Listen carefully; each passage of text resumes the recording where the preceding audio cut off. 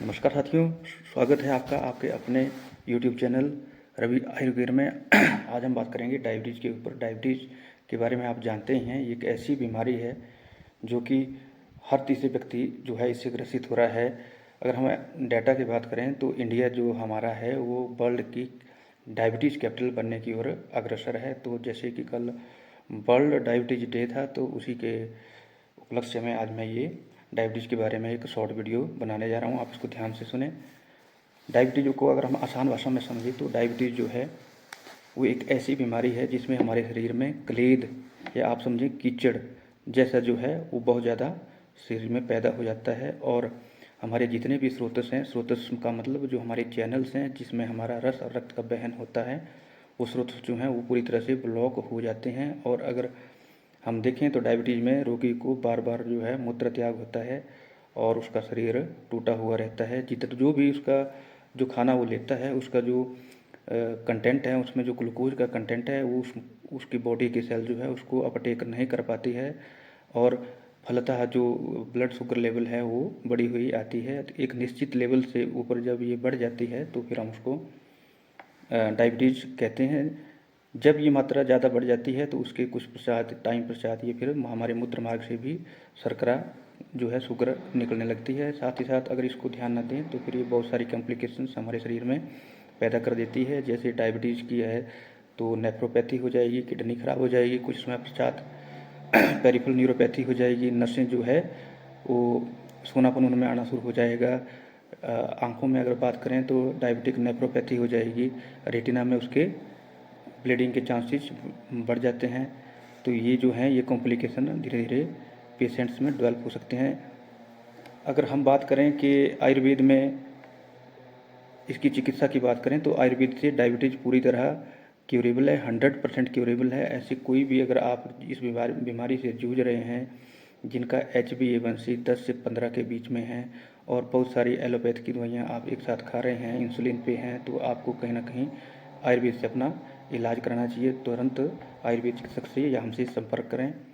तो अगर आयुर्वेद के दृष्टिकोण से हम देखें तो इसमें हमें क्या क्या जो है एक डायबिटिक पेशेंट को नहीं खाना चाहिए। तो सबसे पहले हम अगर बात करें रसों की तो हमारे आयुर्वेद में मधुर, अम्ल, लवण, कटु, तिक्त और कषाय, ये 6 रस प्रधान जो है हम इस ऐसे द्रव्यों इन रसों से निर्मित द्रव्यों का हम सेवन करते हैं। तो इसमें डायबिटीज़ में जैसे मैंने आपको बताया कि इसमें शरीर में क्लेद या कीचड़ जैसा उत्पन्न बहुत ज़्यादा हो जाता है, इकट्ठा हो जाता है। तो हमने सबसे पहले तो ऐसे द्रव्यों को बंद करना है जिनसे कफ दोष की अधिक मात्रा में उत्पन्न होता है। तो रसों की बात करें हमने तो ऐसे व्यक्तियों को मधुर, अम्ल और लवण, इन 3 रसों को जो है पूरी तरह से अपने डाइट से अवॉइड करना है। साथ ही साथ दूध और दूध से बने हुए प्रोडक्ट, चाहे वो मिठाई है, चाहे वो पनीर है, चाहे और चीज़ें हैं, इन सबको आपने पूरी तरह से अवॉइड करना है। बात करते हैं दही की, तो दही जो है साथियों ये शोथ करने वाला है, क्लेद पैदा करता है और स्रोतों को रोकता है, इसलिए दही का पूरी तरह से सेवन बंद करना है। और बात करते हैं फलों में, अगर हम बात करें तो फल जितने भी खट्टे फल हैं, हालांकि खट्टे फल कफ और पित्त दोनों को बढ़ाते हैं, लेकिन कफ की मात्रा को बढ़ाने की वजह से खट्टे फलों का भी पूर्णतया त्याग करना चाहिए। जैसे नींबू, मौसमी, संतरा और हाँ केला, जो कि कफ को बहुत अधिक ज़्यादा मात्रा में बढ़ाता है। अचार और चटनी, इन सभी द्रव्यों का उपयोग बंद करना चाहिए। अगर अमल द्रव्य के लिए आपकी इच्छा कर रही है तो आप आंवले का सेवन करते हैं, क्योंकि आंवला का जो विपाक है वो मधुर विपाक है, इसलिए आंवले का सेवन इसमें किया जा सकता है। तो ये चीज़ों को आपने अवॉइड करना है। दालों की बात करें तो ऐसी दालें जो भारी है, गरिष्ठ है, स्निग्ध है और पिछल गुण जिनमें है, जैसे आपकी उड़द की दाल, मांस की दाल और आलू जो है, इसको आपने पूरी तरह से अवॉइड करना है।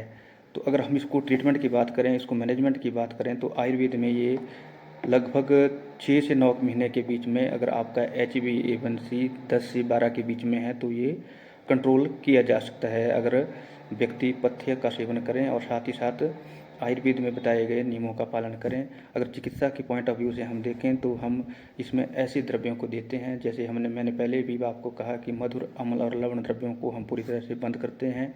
हमारे पास जो बचते हैं द्रव्य वो कटु, तिक्त और कषाय द्रव्य बचते हैं। तो हम सबसे पहले प्रायोरिटी पर कटु द्रव्यों का सेवन करते हैं, उसके बाद तिक्त द्रव्यों का सेवन करते हैं और लास्ट में कषाय द्रव्यों का सेवन हम करते हैं। कषाय का ज़्यादा यूज इसमें नहीं करते हैं क्योंकि कषाय रस जो होते हैं वो स्तंभन का कार्य करते हैं। तो हमने जो जल है, जो क्लेद है शरीर में उत्पन्न हो रहा है, जिससे शर्करा की मात्रा शरीर रक्त में बढ़ती जा रही है, उसको हमने तिक्त कषाय रस का सेवन हमने कम से कम यूज करवाना है। और साथ ही साथ पेशेंट को हम देखते हैं कि ये जो व्याधि है ये संतर्पणजन्य है या अपतर्पणजन्य है, तो फिर हम एक शोधन का प्रोटोकॉल भी उसमें डालते हैं। और बात करें अगर लाइफस्टाइल में, तो आचार्य चरक ने अथवा करने के लिए इसे ऐसे मरीज पेशेंट्स को कहा गया है। तो साथियों, अगर आप ही डायबिटीज़ से जूझ रहे हैं और आपका HbA1c 10 और 15 के बीच में है, तो तुरंत डायबिटीज़ में अगर हम बात करें चिकित्सा की, तो रस ऑफ चॉइस जो है, ऐसे औषध द्रव्य जो कि तिक्त रस प्रधान है, वो हमारे रस ऑफ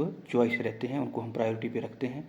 और साथ ही साथ हम जल जो है, आज की तारीख में जल बहुत ज़्यादा लोग जो है लिक्विड लेते हैं, जल बहुत ज़्यादा पीते हैं। तो सुश्रुत सूत्र स्थान अध्याय 45 के 45वें श्लोक में मधुमेह को ये माना गया हुआ है, कुछ एक डिजीज के साथ लिया हुआ है कि ऐसी व्याधियों में अल्प मात्रा में जल का सेवन करना चाहिए। तो डायबिटीज़ के रोगी को कम मात्रा में पानी का सेवन करना चाहिए।